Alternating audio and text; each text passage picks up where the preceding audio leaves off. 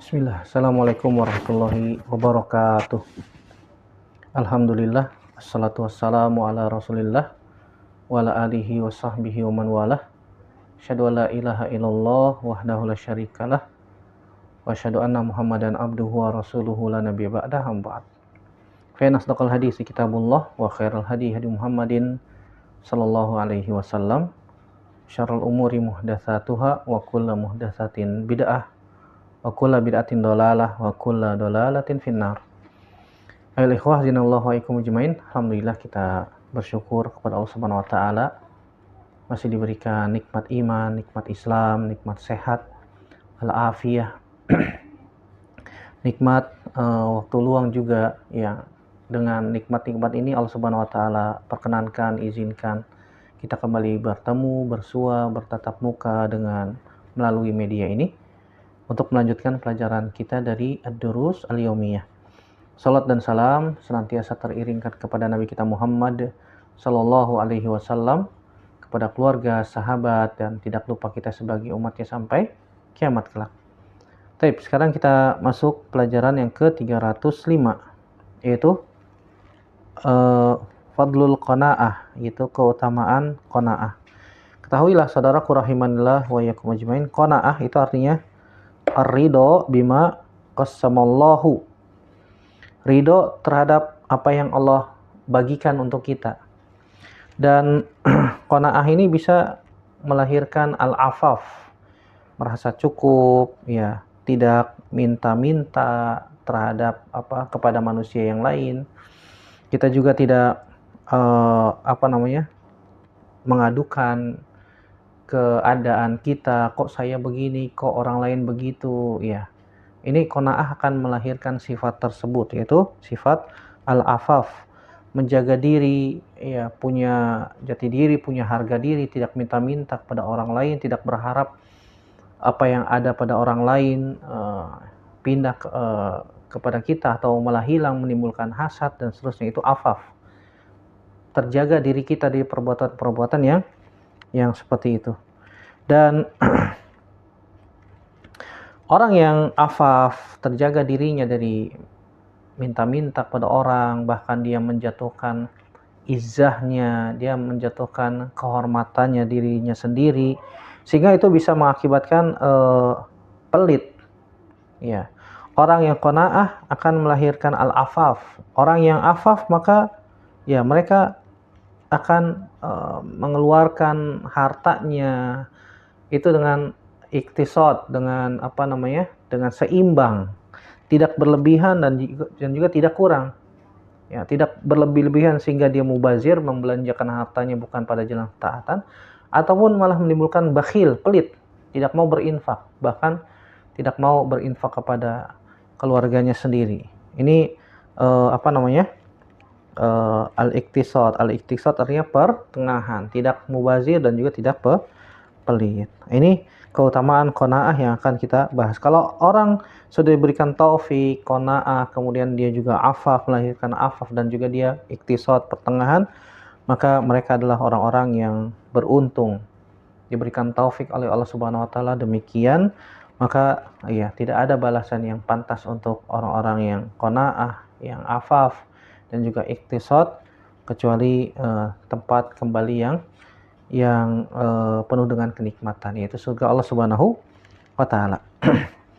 Kita akan bahas beberapa dalil dari Al-Qur'an dan hadis Nabi sallallahu alaihi wasallam. Yang pertama dari firman Allah Subhanahu wa taala surat Hud ayat 6. Allah berfirman, "Wa ma min dabbatin fil ardi illa 'alallahi rizquha." Dan tidaklah binatang melata satupun di muka bumi ini kecuali pasti Allah berikan rizkinya. Ya, Allah Subhanahu wa taala kabarkan dalam ayat ini bahwasanya Allah Subhanahu wa taala yang memberikan rizki kepada makhluk, hatta ad-dabbah, sampai binatang melata di muka bumi. Ya, pasti ada rizkinya. Bayangkan, binatang melata tidak punya akal, Allah berikan rizki, apalagi manusia yang punya akal. Pasti Allah Subhanahu wa taala berikan apa? Rizkinya. Artinya setiap kita nih, manusia yang hidup, sudah ada rizkinya masing-masing. Jangan khawatir rizki kita dipatok orang, diambil orang, ya jangan. Sama-sama jualan es, kanan es kiri es, semuanya udah punya pelanggan masing-masing tuh. Ya jangan khawatir, dia saingan saya tuh. Wah, kita buat bagaimana supaya orang tidak beli di dia. Ini hasad namanya. Tidak boleh. Setiap manusia sudah ada rizkinya masing-masing. Setiap pedagang walaupun jualannya sama, sudah ada rizkinya masing-masing. Sudah ada rizkinya masing-masing. Jangan khawatir ditinggalkan pelanggan, jangan. Bahkan sampai berbuat hal yang diharam, bahkan sampai melakukan perbuatan sihir, na'udzubillah, yang bisa mengakibatkan dia kufur, ya, dengan bantuan jin atau yang semisal dengannya, na'udzubillah. Nasallallahu salamata wal afiyah. Ini diakibatkan karena dia rakus, tidak qanaah, sehingga timbul perasaan tidak cukup, rasanya kurang terus, sehingga bagaimana supaya orang itu jatuh, supaya dia tidak punya saingan dan seterusnya. Nasallallahu salamata wal afiyah. Ayat ini menyadarkan kita bahwasanya setiap kita yang masih hidup ini pasti ada rizkinya masing-masing. Jangan khawatir, Allah yang memberikan rizki kita. Allah yang membagikan rizki untuk hambanya. Jangan khawatir. Sampai binatang melata yang kecil pun ada rizkinya masing-masing. Apalagi kita manusia yang memiliki akal. Ya, Nabi SAW mengabarkan bahwasanya seseorang tidak akan sempurna rizkinya sampai Allah Subhanahu wa taala wafatkan. Ya. Kata Nabi SAW sampai Nabi mengatakan, fattaqullah ya ibadallah, bertakwalah kepada Allah wahai hamba Allah. Ya, carilah yang halal dan jauhkan yang haram. Khuzu ma ahalla wa zaru ma haruma. Ambil yang halal, jauhkan yang haram. Setiap jiwa tidak akan diwafatkan oleh Allah Subhanahu wa taala sampai disempurnakan rizkinya. Sesungguhnya Allah Subhanahu wa taala tidak akan mewafatkan seorang hamba sampai Allah sempurnakan rizkinya. Jadi jangan khawatir ya. Jangan khawatir rizki kita dipatok orang, kata orang. Bagian demikian. Ayat yang kedua dalam surat Al-Furqan ayat 67, Allah Subhanahu wa taala berfirman, walladzina idza anfaqu lam yusrifu wa lam yaqturu wa kana baina dzalika qawama. Dan orang-orang yang jika mereka berinfak, mereka tidak melakukan tabzir. Ya, mereka tidak membuang-buang harta. Yang mereka habiskan, belanjakan uang mereka bukan pada tempatnya, bukan sesuai dengan kebutuhannya. Walam yakturu, dan mereka juga tidak bakhil, mereka juga tidak pelit, bahkan sampai kepada keluarganya pun tidak dikasih makan. Ya, khawatir uangnya kurang, khawatir uangnya berkurang, khawatir uangnya habis, subhanallah. Nasallallahu salamata wal afiyah. Sehingga wa kana baina zalika qawama. Orang yang senantiasa berinfak itu qawama, tengah-tengah, adil, ya, dalam perkara ini, tidak berlebihan dan juga tidak pelit. Ya, ini Allah Subhanahu wa taala kabarkan kepada kita, orang-orang yang qawam adalah orang-orang yang berbuat adil, tidak berlebihan, ya, sampai mubazir, membelanjakan hartanya, dia beli sesuatu yang tidak butuh sebenarnya, apa yang dibeli, kan begitu. Begitu juga dia tidak pelit. Ini ayat yang kedua. Ayat yang ketiga dalam surat Az-Zariyat ayat 56-57 yang kita sudah hafal, yang sudah kita sering dengar ayatnya. Allah berfirman, wa ma khalaqtul jinna wal insa illa liya'budun ma uridu minhum min rizkin wa ma uridu an yut'imun. Kata Allah Subhanahu wa taala, dan tidaklah aku ciptakan jin dan manusia kecuali untuk beribadah, mentauhidkan Allah Subhanahu wa taala. Ma uridu minhum min rizkin, aku tidak berharap rizki dari manusia. Wa ma uridu ayyut imun, dan aku juga tidak butuh agar manusia memberikan makan kepadaku. Ini menjelaskan, Allah Subhanahu wa taala mengabarkan tentang alasan kenapa Allah menciptakan jin dan manusia. Itu tujuannya untuk apa? Beribadah, mentauhidkan Allah Subhanahu wa taala. Ya, dan Allah Subhanahu wa taala tidak butuh kepada makhluk. Ayat ini Di ayat yang ketujuh Allah Subhanahu wa taala menjelaskan Allah tidak butuh sama makhluk. Allah tidak butuh dikasih rizki sama makhluk. Allah tidak butuh dikasih makan sama makhluk. Allah Subhanahu wa taala tidak butuh makhluk. Bahkan makhluk yang membutuhkan Allah Subhanahu wa taala. Ya. Bahkan makhluk seluruhnya sampai arsy-nya Allah yang paling besar, makhluk yang paling besar butuh sama Allah Subhanahu wa taala. Makanya kita baca dalam surat Al-Ikhlas, ya. Allah berfirman, Qul huwallahu ahad, Allahus somad. Allah adalah as-somad. As-somad itu artinya di antara tafsiran para ulama dan juga disebutkan oleh para sahabat, di antara makna as-somad adalah zat yang dibutuhkan seluruh makhluk. Seluruh makhluk bergantung kepada Allah Subhanahu wa taala. Malaikat Jibril, ya, semuanya makhluk yang ada di alam semesta ini butuh sama Allah Subhanahu wa taala. Allah tidak butuh sama makhluk, apalagi sampai Allah minta makan, ya. Allah nggak butuh sama makhluk. Yang butuh kita sama Allah Subhanahu wa taala. Kita hamba ini butuh sama Allah Subhanahu wa taala. Kita ini fakir, kita ini butuh, ya. Butuh kepada pertolongan Allah, butuh diberikan rizki oleh Allah Subhanahu wa taala pada setiap keadaan. Oleh karena itu minta sama Allah. Allah Maha Kaya.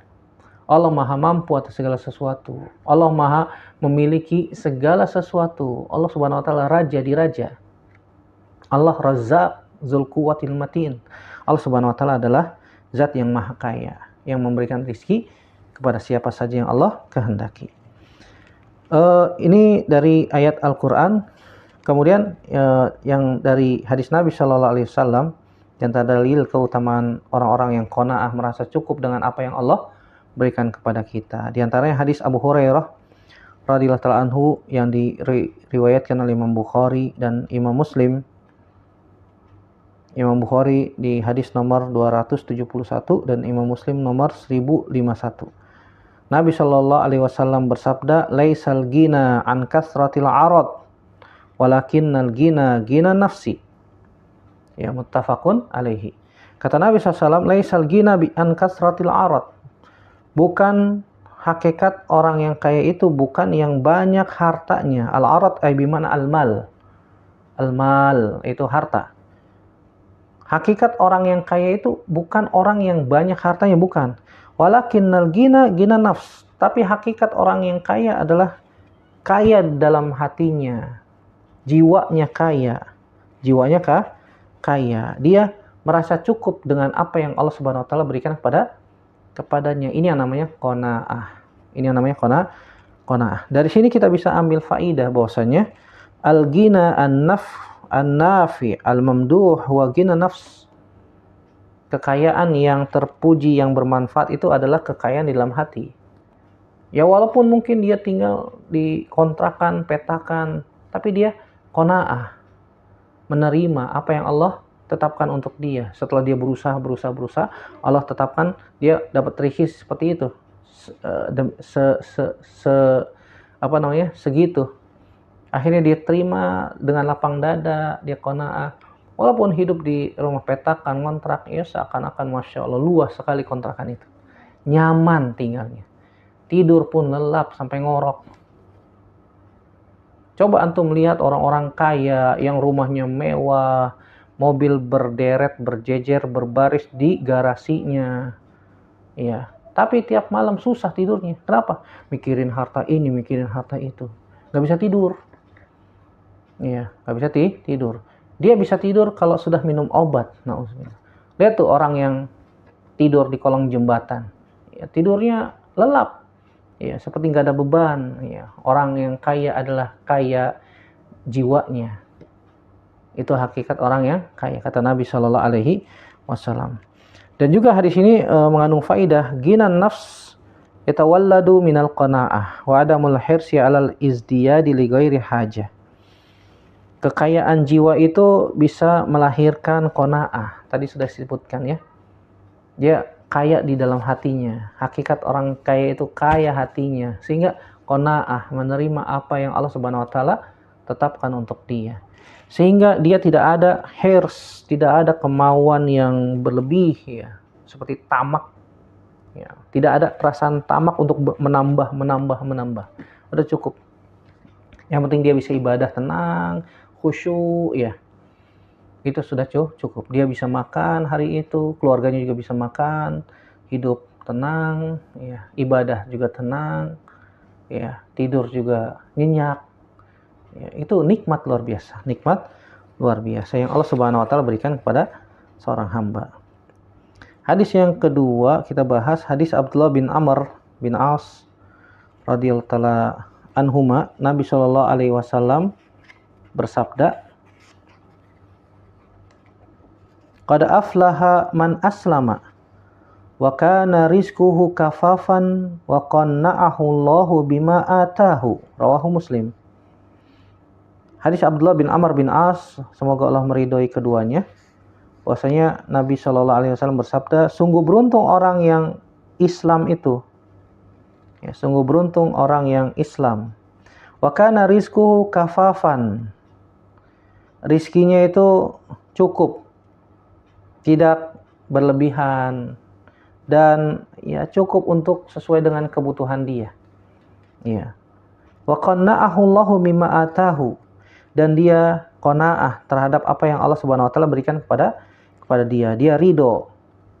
Dia ridho terhadap apa yang Allah Subhanahu wa taala berikan, tentukan untuk dia. Hadis ini riwayat Imam Muslim nomor 1054. Dari sini kita bisa ambil faedah. Yang pertama, kullu kafirin khasirun. Setiap orang-orang kafir itu ya merugi. Kata Nabi sallallahu alaihi wasallam, qad aflaha man aslama. Sungguh beruntung orang yang telah masuk Islam. Berarti fahmul mukhalafahnya orang kafir yang tidak masuk Islam ya rugi, kan begitu. Karena kata Nabi SAW, qad aflaha man aslama. Sungguh beruntung sekali orang yang telah masuk Islam. Ya. Wa ahlul iman humul faizun fid dunya wal akhir. Orang-orang yang beriman, mereka adalah orang-orang yang beruntung. Makanya kita senantiasa minta sama Allah agar diwafatkan di atas iman, di atas Islam, di atas sunnah Nabi SAW. Diwafatkan di atas sunnah Nabi SAW. Itu namanya baru istiqomah. Kalau kita masih hidup ya, kita nggak tahu akhir kehidupan kita seperti apa. Minta sama Allah Subhanahu Wa Taala. Dengan banyak berdoa minta kepada Allah Subhanahu Wa Taala, maka Allah Subhanahu Wa Taala akan berikan ya pertolongan, kemudahan, taufiknya, sehingga kita dimudahkan untuk bisa menjaga amal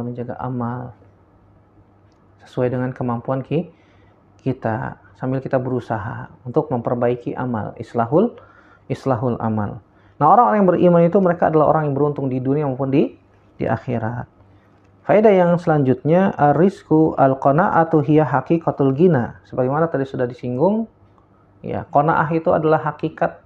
Ya, sebuah hakikat kekayaan. Orang yang kaya itu hakikatnya adalah orang yang qanaah. Bukan orang-orang yang punya mobil mewah, rumah megah. Iya. Pajaknya aja satu mobil bisa sampai ratusan juta, ya. Buat apa? Mobilnya juga nggak dipakai. Kalau dipakai juga dibawa ke Cilincing rusak-rusak, banyak lubang, kan gitu. Buat apa? Dipajang doang, nggak ada manfaatnya. Coba kalau misalnya dia untuk membantu orang-orang fakir, orang-orang miskin, lebih manfaat untuk membantu orang-orang yang lemah di sekitar dia daripada koleksi mobil mewah nggak dipakai juga buat gaya-gayaan, buat gengsi-gengsian, gaya hidup dan seterusnya. Bahkan bisa menjadi ya, nambah berat audit kita di hadapan Allah Subhanahu Wa Taala. Ingat, semua yang kita miliki itu nanti akan diaudit, diperiksa oleh Allah Subhanahu wa taala, dihisab oleh Allah Subhanahu wa taala. Semakin sedikit hartanya ya hisabnya semakin cepat, auditnya semakin cepat. Semakin banyak hartanya ya auditnya semakin lama. Faedah yang ketiga yang bisa kita ambil dari hadis ini adalah al-imanu billah wal yaumil akhir yusmiru ridha wal qanaah. Beriman kepada Allah dan hari akhir bisa membuahkan keridhaan dan qanaah. Dan kedua hal ini, ridho dan qanaah, merupakan asas pondasi kebaikan di dunia maupun di akhirat. Ya, semoga Allah Subhanahu Wa Taala menjadikan kita semua orang-orang yang senantiasa diberikan qanaah oleh Allah Subhanahu Wa Taala, merasa cukup dengan apa yang Allah Subhanahu Wa Taala berikan kepada kita. Jangan banyak ngeluh. Ya, nggak boleh banyak ngeluh, ya Allah kok saya begini, kok saya begitu. Ya, begitu juga jangan minta-minta sama orang.